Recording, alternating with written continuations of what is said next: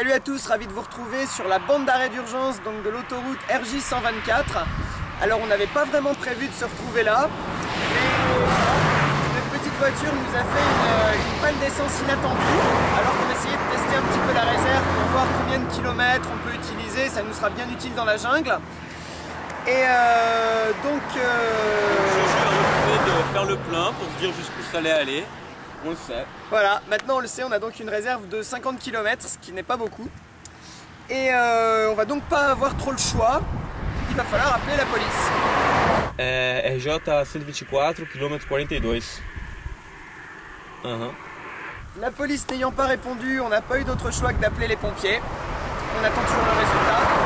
Ouais, les pompiers, donc ils me disent que gentiment, normalement ils font pas ça, mais qu'il va voir avec un pote à lui, il prend une 3 litres d'essence. Sauf que je crois que je crois que c'est pas trop compris sur l'endroit où j'étais, donc on va voir. On se dit quoi tantôt? Et pendant ce temps, on va essayer d'arrêter une voiture, espérons qu'il puisse nous aider à aller chercher un bidon d'essence pas trop loin et qu'on puisse repartir.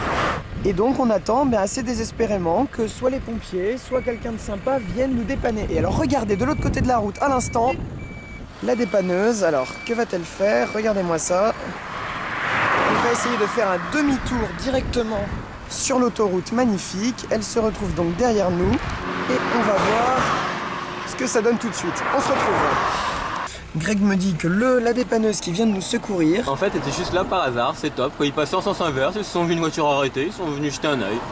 Mais c'est la dépanneuse de l'autoroute. Donc c'est quand même assez sympa. Greg est à bord de la dépanneuse et part acheter un bidon d'essence. Alors c'est aussi l'occasion pour nous de vous présenter officiellement notre petite voiture. Donc voilà, elle est flambant neuve, 12 000 km au compteur. Bon, elle est déjà un petit peu sale, autant vous dire qu'on n'y est absolument pour rien, bien entendu. L'intérieur est, comme vous le voyez, relativement sommaire, néanmoins confortable. Vous avez devant vous notre track stick qui enregistre chacun de nos mouvements par satellite et qui nous permettra de vous montrer l'avancée de notre petit périple. Petit zoom sur la boîte à gants alors. Regardez bien, déjà tout un tas de choses dedans qui sont plus ou moins utiles. On a la télécommande de notre lecteur audio qu'on a acheté à grands frais, mais alors regardez-le qu'il est beau. Pioneer, il nous marque l'heure. Il est doté d'une sortie auxiliaire qui nous permet de brancher notre musique dessus, donc autant dire que ça rigole pendant le trajet. Voilà, pas grand chose à rajouter.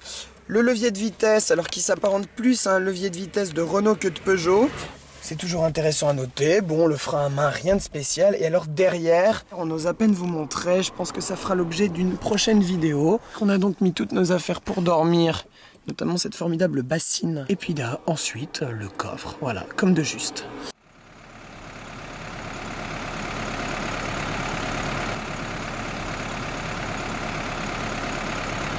Muito obrigado aí, Vinícius, pelo atendimento. A gente está com gasolina de volta. Vamos pegar a estrada. Se precisar, a gente tá aí. Valeu. Valeu. Et donc après cette péripétie inattendue, on repart vers Europe. C'est parti.